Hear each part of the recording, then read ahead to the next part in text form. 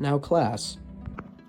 Today we will talk about the intricate world of Shakespeare's Macbeth and how he uses rhyme scheme, imagery, and meter to create the eerie mood of Macbeth's encounter with the witches, which ties into the decline of Macbeth and his pursuit of power. The passage employs a rhyming couplet structure, A, B, B, C, C, which is consistent throughout the chant. Round about the cauldron go, A, in the poison's entrail throw, A. The phrase has an incantory sing-song feel to it because of its neatly organized rhyme. As manipulators of fate, the witches' words have the sound of a spell being cast. Because of their regularity, the couplets produce a rhythm that reflects the cyclical nature of their evil activity, much like the cauldron's never-ending rotation. At the heart of the passage is the refrain, double, double, toil and trouble, fire burn and cauldron bubble. This repeated line, found in lines 7 through 8 and 19 through 20, serves as rhythmic anchor in addition to reinforcing the rhyming couplets DD. The word double is used repeatedly to highlight duplicates and chaos, reflecting the play's doubling of people and themes, including Macbeth's deceit and the witch's dual role as truth and destruction prophets. A second poetic device Shakespeare employs is imagery. The large portion of the imagery found in the chant has to do with pieces and parts of animals.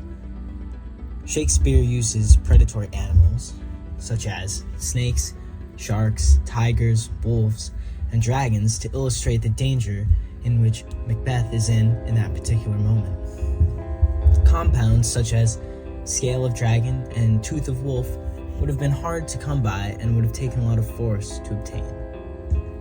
The fact that Macbeth has done dealings with creatures of such perverse power effectively puts him in over his head. The eeriness comes from the fact that Macbeth is at the whim of the witches. He is prey of their schemes of fate. The next point of imagery that adds to the eerie mood is that of hellfire. Like a hell broth boil and bubble, Macbeth's rise to power is also his descent into evil. Imagery of such descent is called to mind when Macbeth descends into the lair of the witches, engulfed in their hellfire. The further his dealings with them, the further he becomes ensnared by the devil. The burning, bubbling of the cauldron through the piece is lava-esque, which ties in to the fires of hell that Macbeth has stumbled in his pursuit of power. Another poetic device used in Macbeth is the meter. One of the most interesting choices of meter is in the witch's speech, a trochaic tetrameter. Trochaic meter is a relatively unnatural sounding meter. It is rarely used compared to the dominant, natural, iambic meter. Specifically, this unnatural quality lies in the awkward pattern of a starting stress. Words flow much easier starting with unstressed syllables to stress comparatively. The breaking of flow, therefore, created by the trochaic meter, creates an uneasy, ominous feeling. An article on trochaic meter on JSTOR called Trochaic Meter says, "The march of the lines is ponderously slow. The archaic witches talking in a wrong, unmodern speech further enhances their intended character. Unknowably old arcane deviants who are as powerful and immovable as forces of nature," which fits right in as we see Macbeth later go back to avert a future, but fails nonetheless with his meddling, a feeling perfectly in line with the intended emotions to be evoked. This specific, odd meter choice further enhances the menace of the witches. Shakespeare uses multiple poetic devices to achieve and enhance a deeper meaning within the story of Macbeth.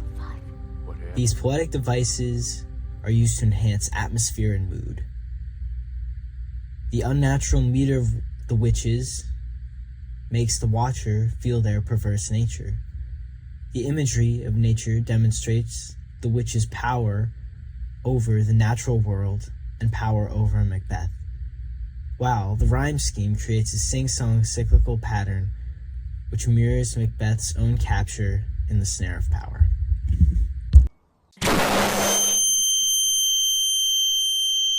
You are my sunshine, my only sunshine. You make me happy when skies skies are gray.